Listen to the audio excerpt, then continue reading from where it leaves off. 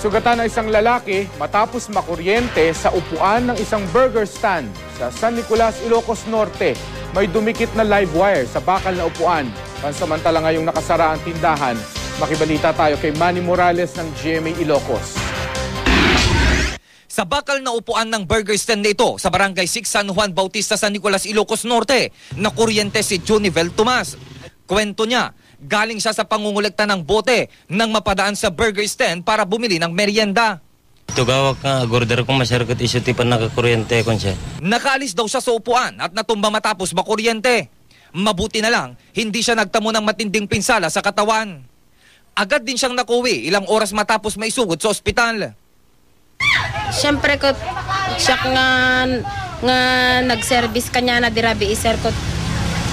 Kas lang te mabutong ako mo sir nga kasta. Dapat kaya amot inaramid ko din sir. Lumabas sa investigasyon ng pulisya na dumikit ang isang live wire sa bakal na upuan ng burger stand.